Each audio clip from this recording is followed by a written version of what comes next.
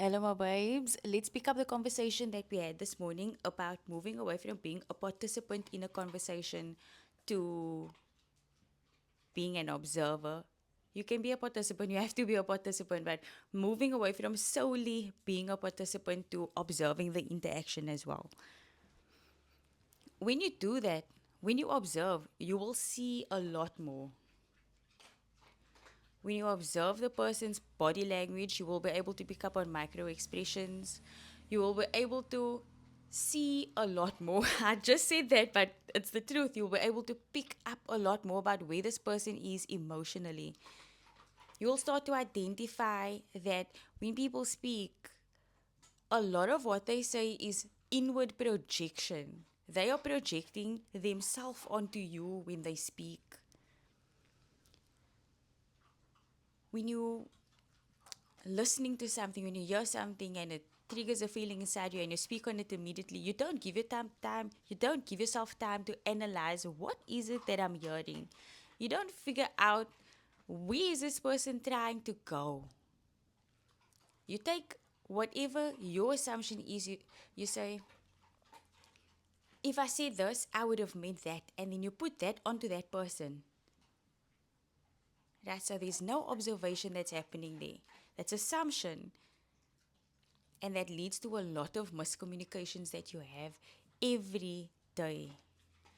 Being an observer in interactions, and it's not just limited to conversation, you can have general interactions as well, where it's non-verbal interactions. Somebody's in the shopping mall and you can see some stuff going on, whatever. An old lady wants to be somewhere. So I mean, you know what it's like. You love life. You can see. And when you move out of a this is happening and I need to do this or I need to say that, and more to a let's look and understand what's going on, you will see at a different level, and you will start to understand that a lot of what people do, a lot of what people say is based on what they themselves would have done in that situation, and they put it on you. So, how you can start becoming an observer is when you're starting to feel something, your mind is starting to race a little bit, you feel your shoulders are starting to get a little tense. If it's a difficult interaction, your heart is starting to race, you feel yourself breathing a little bit faster. Like your body is giving you stress signals. That is your signal to pause. Just stop, just breathe. If you've never heard of box breathing is a technique where you breathe in for 4 counts. You hold it at the top for 4 counts, and then you breathe out for 4 counts. So, what that does is you do that a few times, like 3 or 4 times, however many times it takes to slow your heart rate down, to help you think clearly, to bring you back to yourself. What that does is, and I am speaking under correction, it calms down your vagus nervous system. You've got different nervous systems. You've got your parasympathetic nervous system, your vagus nervous system, and there's another one. I can't remember. I have to do research about it. But it activates or it calms down, one of the two, your vagus nervous system. And you will notice yourself becoming calmer into a place where you can actually think instead of when you calm down and you breathe, you are immediately taking yourself out of that phase of whatever you're in into your logical phase. People can only think emotionally or logically. They can't think emotionally and logically at the same time. I say they like I'm not the person. We can't think logically and emotionally at the same time. We can either think with our emotions and reason with our emotions, or we can reason with logic and we can think with logic.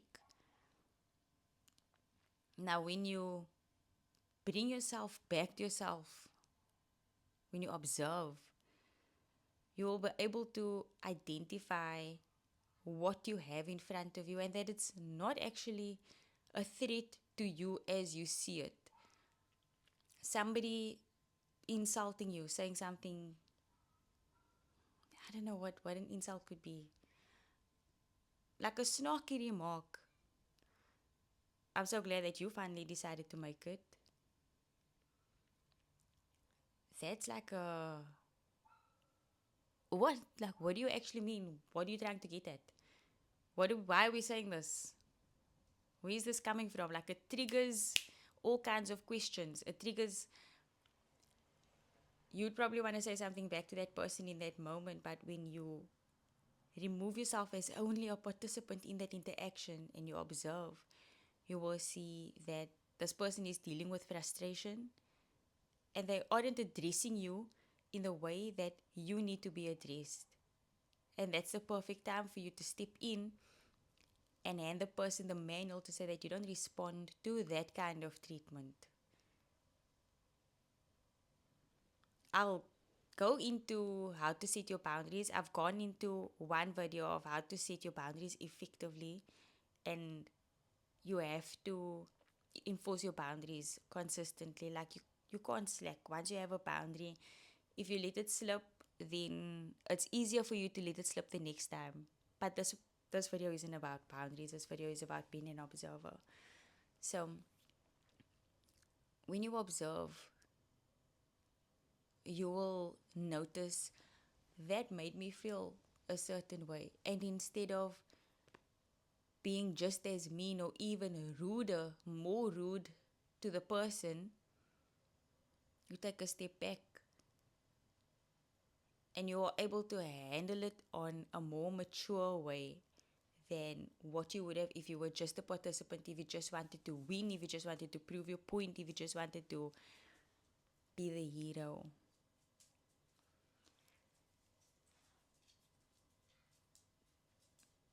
I'm thinking if there's more that I could share on this topic. I'm not sure. For now, I think that's all from me for now, my babes. Hello, baby. You want to say bye with me?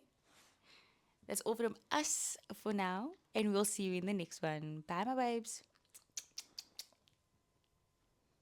Mwah.